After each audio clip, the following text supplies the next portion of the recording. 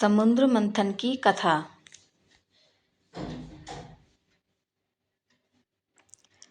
समुद्र मंथन का कारण।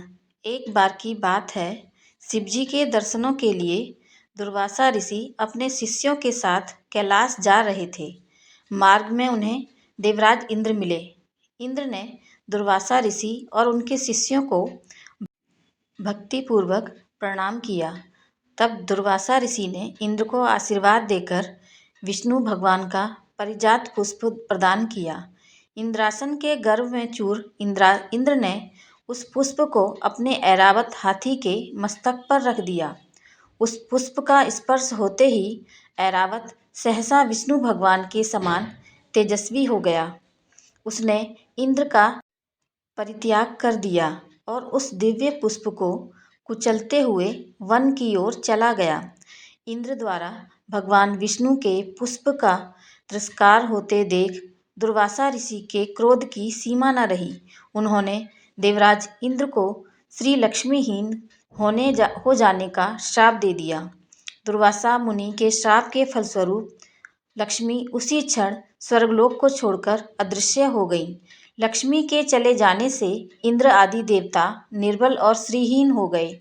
उनका वैभव लुप्त हो गया। इंद्र को बलहीन जानकर दैत्यों ने स्वर्ग पर आक्रमण कर दिया और देवगण को पराजित करके स्वर्ग के राज्य पर अपनी परचम फहरा दिया। तब इंद्र देवगुरु बृहस्पति और अन्य देवताओं के साथ ब्रह्मा जी की सभा में उपस्थित हुए। तब ब्रह्मा जी बोले, देवेंद्र, भगवान विष्णु के भोग रूपी पुष्प का अपमान करने के कारण रुष्ट होकर भगवती लक्ष्मी तुम्हारे पास से चली गई हैं। उन्हें पुनः प्रसन्न करने के लिए तुम्हें भगवान नारायण की कृपा दृष्टि प्राप्त करो। उनके आशीर्वाद से तुम्हें खोया वैभव पुनः मिल जाएगा। इस प्रकार ब्रह्मा जी ने इंद्र को आश्वस्त किया और उन्हें लेकर भगवान विष्णु की शरण में पहुँचे। वहाँ परब्रह्म भगवान विष्णु भगवती लक्ष्मी के साथ विराजमान थे। देवगण भगवान विष्णु की स्तुति करते हुए बोले, भगवान, आपके श्री चरणों में हमारा बारंबार प्रणाम है। भगवान, हम जिस उद्देश्य से आपकी शरण में आए हैं, कृपा करके आप उसे पूरा कीजिए। दुर्वासा ऋषि के श्राप के कारण माता लक्ष्मी हमसे रूठ गई हैं और दैत्यों ने हमें पराजित कर स्वर्ग पर अधिकार कर लिया है। अब हम आपकी शरण में हैं, हमारी रक्षा कीजिए। भगवान विष्णु त्रिकालदर्शी हैं। वे पल भर में ही देवताओं के मन की बात जान गए। तब वे देवगण से बोले, देवगण, मेरी बात ध्यानपूर्वक सुनें, क्योंकि केवल यही तुम्हारे कल्याण का उपाय है। दैत्यों पर इस समय काल की विशेष कृपा है, इसलिए जब तक तुम्हारे उत्कर्ष और दैत्यों के पतन का समय नहीं आता, तब तक तुम उनसे संधि कर लो। क्षीर सागर के गर्भ में अनेक दिव्य पदार्थों के साथ साथ अमृत भी छिपा है। उसे पीने वाले के सामने मृत्यु भी पराजित हो जाती है। इसलिए तुम्हें समुद्र मंथन करना होगा। यह कार्य अत्यंत दुष्कर है, अतः इस कार्य में देवताओं से सहायता लो। कूटनीति भी यही कहती है कि आवश्यकता पड़ने पर शत्रुओं को भी मित्र बना लेना चाहिए। तत्पश्चात अमृत पीकर अमर हो जाओ, तब दुष्ट दैत्य भी तुम्हारा अहित नहीं कर सकेंगे। देवगण, वे जो शर्त रखें उसे स्वीकार कर लें। यह बात याद रखें कि शांति से सभी कार्य बन जाते हैं, क्रोध करने से कुछ नहीं होता। भगवान विष्णु के परामर्श के अनुसार इंद्रादि देवगण दैत्यराज बलि के पास संधि का प्रस्ताव लेकर आ गए और उन्हें अमृत के बारे में बताकर समुद्र मंथन के लिए तैयार कर लिया। इसी समय मेघ के समान गंभीर स्वर में आकाशवाणी हुई, देवताओं और दैत्यों, तुम क्षीर समुद्र का मंथन करो। इस कार्य में तुम्हारे बल की वृद्धि होगी, इसमें तनिक भी संदेह नहीं है। मंदराचल को मथानी और वासुकी नाग को रस्सी बनाओ। फिर देवता और दैत्य मिलकर मंथन आरंभ करो। यह आकाशवाणी सुनकर सहस्त्र दैत्य और देवता समुद्र मंथन के लिए उद्यत हो श्रवण के सदृश कांतिमान मंदराचल पर्वत के समीप गए। यह पर्वत सीधा, गोलाकार, बहुत मोटा और अत्यंत प्रकाशमान था। अनेक प्रकार के रत्न उसकी शोभा बढ़ा रहे थे। चंदन, परिजात, नागेश, केसर, जायफल और चंपा आदि भांति भांति के वृक्षों से वह हरा भरा दिखाई देता था। उस महान पर्वत को देखकर संपूर्ण देवताओं ने हाथ जोड़कर कहा, दूसरों का उपकार करने वाले महाशैल मंदराचल पर्वत, हम सब देवता तुमसे कुछ निवेदन करने के लिए यहाँ आए हैं, उसे तुम सुनो। उनके यों कहने पर मंदराचल ने देहधारी पुरुष के रूप में प्रकट होकर कहा, देवगण, आप सब लोग मेरे पास किस कार्य से आए हैं, उसे बताइए। तब इंद्र ने मधुर वाणी में कहा, मंदराचल, तुम हमारे साथ रहकर एक कार्य में सहायक बनो। हम समुद्र को मथकर उससे अमृत निकालना चाहते हैं। इस कार्य के लिए तुम मथानी बन जाओ। मंदराचल ने बहुत अच्छा कहकर उनकी आज्ञा स्वीकार की और देव कार्य की सिद्धि के लिए देवताओं, दैत्यों तथा विशेषतः इंद्र से कहा, पुण्यात्मा देवराज, आपने अपने वज्र से मेरे दोनों पंख काट डाले हैं, फिर आप लोगों की कार्य की सिद्धि के लिए वहां तक मैं चल के कैसे जा सकता हूँ। तब संपूर्ण देवताओं और दैत्यों ने उस अनुपम पर्वत को क्षीर समुद्र तक ले जाने के लिए इच्छा से उजाड़ लिया, परंतु वे उसे धारण करने में समर्थ न हो सके। वह महान पर्वत उसी समय देवताओं और दैत्यों के ऊपर गिर पड़ा। कई कुचले गए, कई मर गए, कई मूर्छित हो गए, कई एक दूसरे को कोसने और चिल्लाने लगे तथा कुछ लोगों ने बड़े कलेश का अनुभव किया। इस प्रकार उनका उद्यम और उत्साह भंग हो गया। वे देवता और दानव सचेत होने पर जगदीश्वर भगवान विष्णु की स्तुति करने लगे। शरणागत तत्वत्सल महाविष्णु, हमारी रक्षा कीजिए, रक्षा कीजिए। आपने ही इस संपूर्ण चराचर जगत को व्याप्त कर रखा है। उस समय देवताओं का कार्य सिद्ध करने के लिए गरुड़ की पीठ पर बैठे हुए भगवान विष्णु सहसा वहां प्रकट हो गए। वे सबको अभय देने वाले हैं। उन्होंने देवताओं और दैत्यों की ओर दृष्टिपात करके खेल खेल में ही उस महान पर्वत को उठाकर गरुड़ की पीठ पर रख लिया। फिर वे देवताओं और दैत्यों को क्षीर समुद्र के उत्तर तट पर ले गए और पर्वत श्रेष्ठ मंदराचल को समुद्र में डालकर तुरंत वहां से चल दिए। तदनंतर सब देवता दैत्यों को साथ लेकर वासुकी नाग के समीप गए और उनसे भी अपनी प्रार्थना स्वीकार कराई। इस प्रकार मंदराचल को मथानी और वासुकी नाग को रस्सी बनाकर देवताओं और दैत्यों ने क्षीर समुद्र का मंथन आरंभ किया। इतने में ही वह पर्वत समुद्र में डूबकर रसातल को जा पहुंचा। तब लक्ष्मीपति भगवान विष्णु ने कच्छप रूप धारण करके तत्काल ही मंदराचल को ऊपर उठा लिया। उस समय यह एक अद्भुत घटना हुई। फिर जब देवता और दैत्यों ने मथानी को घुमाना आरंभ किया, तब वह पर्वत बिना गुरु के ज्ञान की भांति कोई सुदृढ़ आधार न होने के कारण इधर उधर डोलने लगा। यह देख परमात्मा भगवान विष्णु स्वयं ही मंदराचल के आधार बन गए और उन्होंने अपनी चारों भुजाओं से मथानी बने हुए उस पर्वत को भली भांति पकड़कर उसे सुखपूर्वक घुमाने योग्य बना दिया। तब अत्यंत बलवान देवता और दैत्य एकीभूत हो अधिक जोर लगाकर क्षीर समुद्र का मंथन करने लगे। कच्छप रूपधारी भगवान की पीठ जन्म से ही कठोर थी और उस पर घूमने वाला पर्वत श्रेष्ठ मंदराचल भी वज्रसार की भांति दृढ़ था। उन दोनों की रगड़ से समुद्र में बड़वानल प्रकट हो गया, साथ ही हलाहल विष उत्पन्न हुआ। उस विष को सबसे पहले नारद जी ने देखा। तब अमित तेजस्वी देवर्षि देवताओं को पुकार कर कहा, अदिति कुमारों, अब तुम समुद्र का मंथन न करो। इस समय संपूर्ण उपद्रवों का नाश करने वाले भगवान शिव की प्रार्थना करो। वे परात्पर हैं, परमानंद स्वरूप हैं तथा योगी पुरुष भी हैं। उन्हीं का ध्यान करते हैं। कुर्म अवतार देवता अपने स्वार्थ साधन में संलग्न हो समुद्र मंथन कर रहे थे। वे अपनी ही अभिलाषा में तन्मय होने के कारण नारद जी की बात नहीं सुन सके। केवल उद्यम का भरोसा करके वे क्षीर सागर के मंथन में संलग्न थे। अधिक मंथन से जो हलाहल विष प्रकट हुआ वह तीनों लोकों को भस्म कर देने वाला था। यह प्रौढ़ विष देवताओं का प्राण लेने के लिए उनके समीप आ पहुंचा और ऊपर नीचे तथा संपूर्ण दिशाओं में फैल गया। समस्त प्राणियों को अपना ग्रास बनाने के लिए प्रकट हुए कालकूट विष को देखकर वे सब देवता और दैत्य हाथ में पकड़े हुए नागराज वासुकी को मंदराचल पर्वत सहित वहीं छोड़ भाग खड़े हुए। उस समय उस लोक संहारकारी कालकूट विष को भगवान शिव ने स्वयं अपना ग्रास बना लिया। उन्होंने उस विश्व को निर्मल कर दिया। इस प्रकार भगवान शंकर की बड़ी भारी कृपा होने से देवता, असुर, मनुष्य तथा संपूर्ण त्रिलोकी की उस समय कालकूट विष से रक्षा हुई।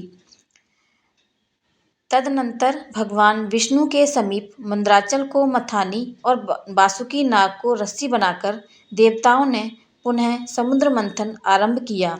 तब समुद्र से देव कार्य की सिद्धि के लिए अमृतमयी कलाओं से परिपूर्ण चंद्रदेव प्रकट हुए। संपूर्ण देवता, असुर और दानवों ने भगवान चंद्रमा को प्रणाम किया और गर्गाचार्य जी से अपने अपने चंद्र बल की यथार्थ रूप से जिज्ञासा की। उस समय गर्गाचार्य जी ने देवताओं से कहा, इस समय तुम सब लोगों को का बल ठीक है। तुम्हारे सभी उत्तम ग्रह केंद्र स्थान में हैं। चंद्रमा से गुरु का योग हुआ।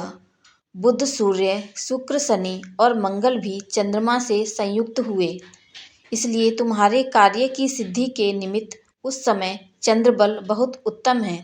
यह गौमंत नामक मुहूर्त है जो विजय प्रदान करने वाला है। महात्मा गर्ग जी के इस प्रकार आश्वासन देने पर महाबली देवता गर्जना करते हुए बड़े वेग से समुद्र मंथन करने लगे।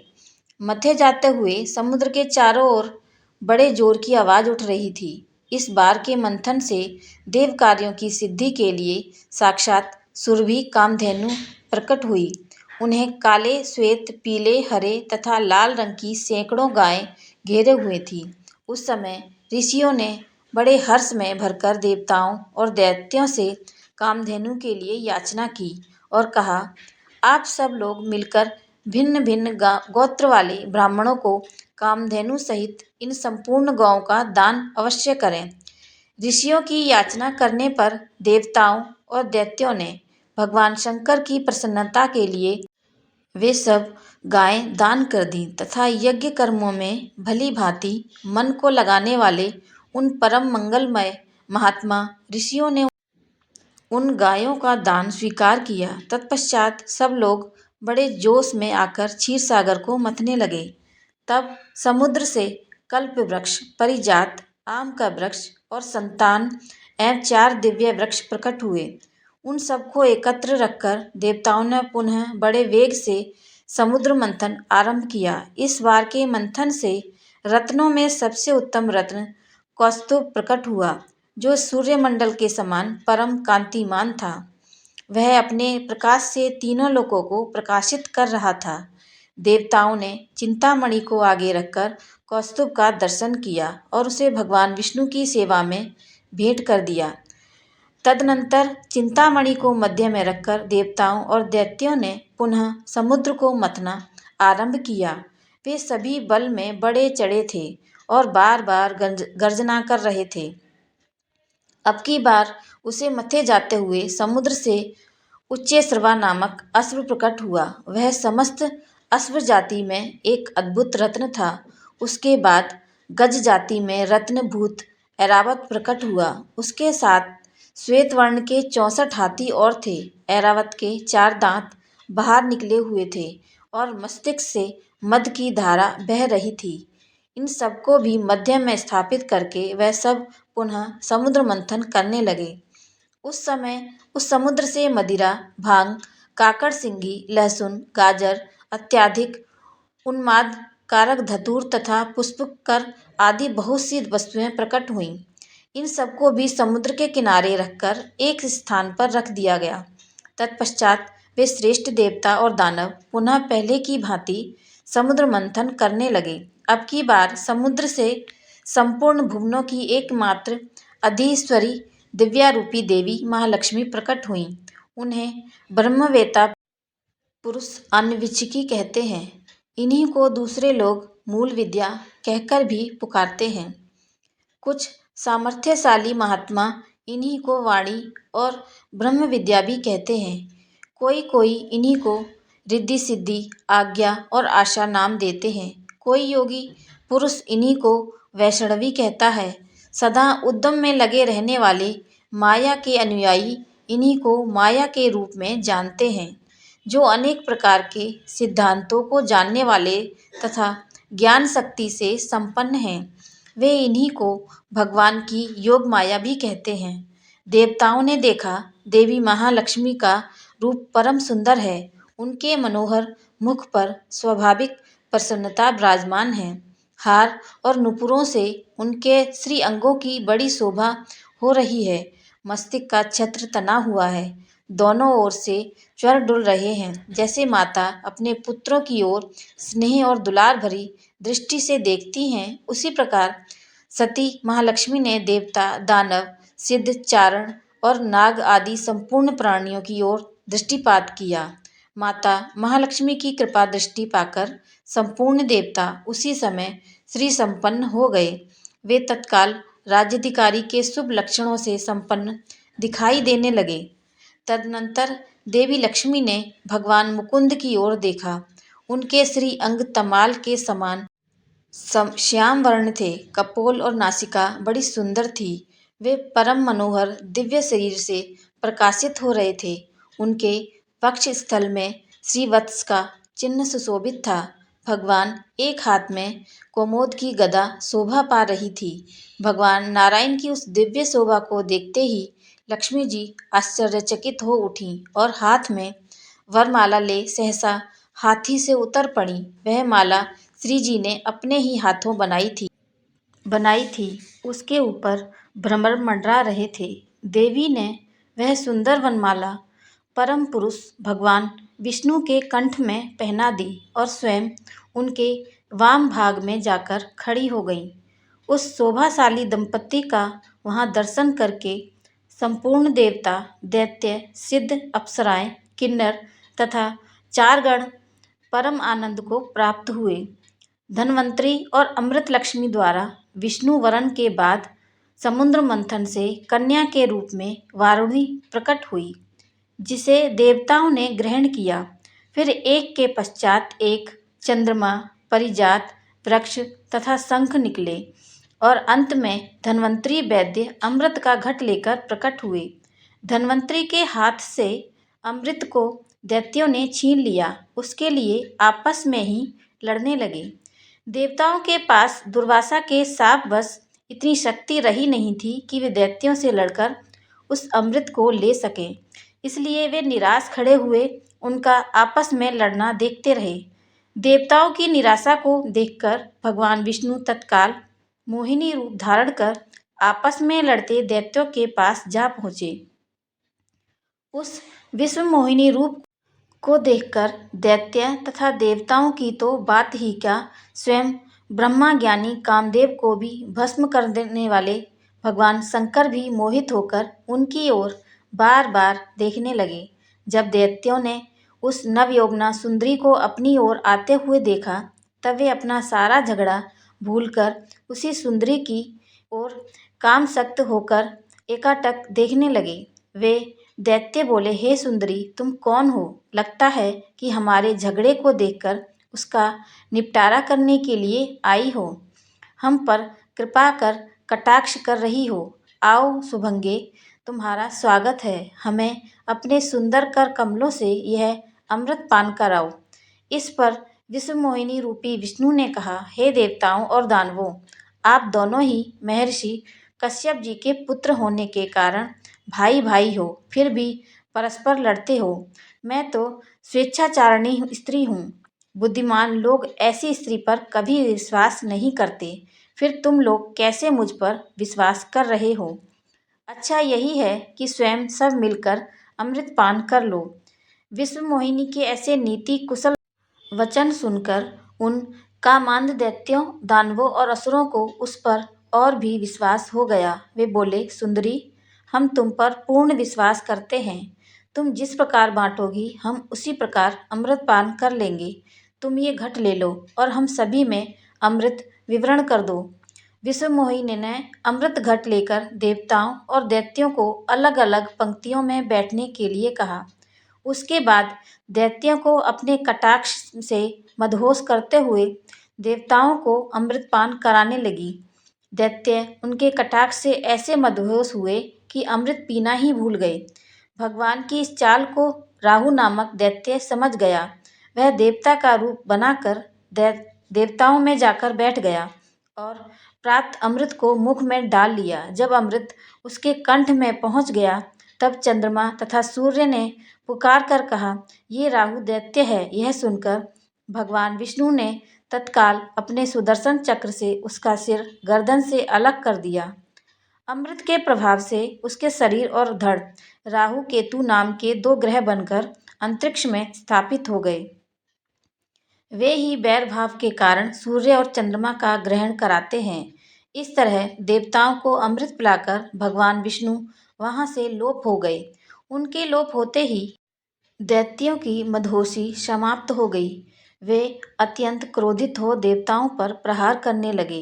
भयंकर देवासुर संग्राम आरंभ हो गया, जिसमें देवराज इंद्र ने दैत्यराज बलि को परास्त कर अपना इंद्रलोक वापस ले लिया। ये थी दैत्यों और देवताओं द्वारा समुद्र मंथन की संपूर्ण कथा।